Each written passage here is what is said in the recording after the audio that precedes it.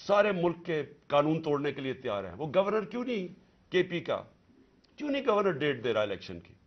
واضح ہے supreme court نے کہا 90 دن میں ہونا ہے. وہ کیوں نہیں دے رہا؟ کون اس کے پیچھے کھڑا ہے جو وہ ڈیٹ نہیں دیتا؟ سوال میرے سارے آخر میں پاکستانیوں کے لیے، دیکھیں ہم نے باحثیت قوم فیصلہ کرنا ہے. کیا ہم نے اس جنگل میں رہنا ہے جس کا کوئی اب مستقبل نہیں ہے اور اپنی تباہی کا راستے کی طرف جا رہا ہے؟ ملک تو ڈوب رہا ہے، معیشت تو تباہ ہو گئی ہے، سارے چور اوپر بیٹھ کے ہیں، اپنے 1100 ارب روپے کے کیسز ختم کر دیے، پیسہ ان کا باہر پڑا ہے، 100 روپے سے زیادہ ان کے ہوتے ہوئے ڈالر مہنگا ہو گیا، روپیہ گر گیا. یہاں قوم غریب ہوتی جا رہی ہے، ان کا پیسہ باہر پڑا ہی ہے، ان کو فائدہ ہی فائدہ ہے، دولت میں اضافہ ہو رہا ہے پاکستان کے مقابلے میں.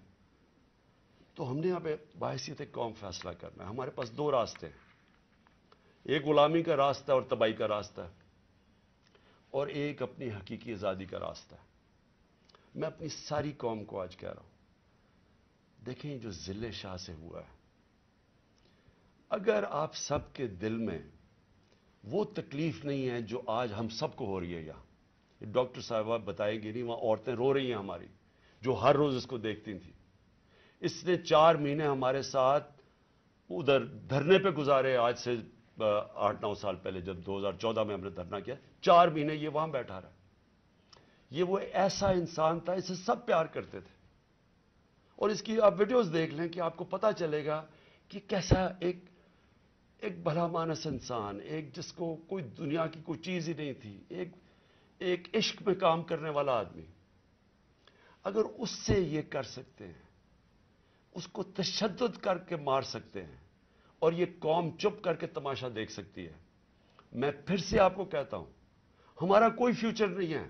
میں نے برطانیہ کے اندر اپنا ٹائم گزارا، کرکٹ کھیلتا تھا 15-20 سال. ادھر اس طرح کی چیز ہو، ساری قوم سڑکوں پہ ہوتی ہے، کوئی زندہ قوم ہے. وہ قوم امر معروف پہ چلتی ہے. اس کو جہاد کا مطلب پتا ہے کہ جہاد ہوتا ہے ظلم کا اور ناانصافی کے سامنے قوم کھڑی ہو. وہ زندہ قومیں ہوتی ہیں. میں ساری اپنی قوم کو کہتا ہوں، یہ جو لوگ ہماری بدقسمتی ہے کہ یہ جو زرداری اور نواز شریف اور شہباز شریف جو 30 سال سے جرم پیشہ لوگ اس ملک کو لوٹ رہے ہیں اور ہر قسم کا جرم کرتے ہیں، یہ بیٹھے ہیں، اور جو 2-3 نامعلوم افراد جو اس کو جکڑ کے بیٹھے ہوئے، جن کا میں نام نہیں لیتا کیونکہ پھر کٹ جائے گا، انہوں نے یہ ملک کو ادھر لے کے جا رہے ہیں. سارے پاکستانیوں جن کا جینا مرنا ادھر ہے، ہماری طرح کے لوگوں کا، ساروں کو یہ آج سمجھ آنا چاہیے کہ یہ ہم سب کی بربادی ہے. ان کو کوئی فرق نہیں پڑے گا، کیونکہ جنہوں کے پیسے باہر پڑے ہیں، جن کے ڈالرز باہر پڑے ہوئے ہیں، ان کو کوئی فرق نہیں پڑے گا جس طرف یہ قوم جا رہی ہے. اس لیے ساری قوم کا میرا آخر میں پیغام ہے کہ یہ وقت ہے ہم سب کھڑے ہوں اس کے خلاف. میں جو انہوں نے کیا پرسوں، یعنی جو ظلم کی انتہا کی، ساری قوم کے اوپر ہے. یہ ہمارا جرم کیا تھا؟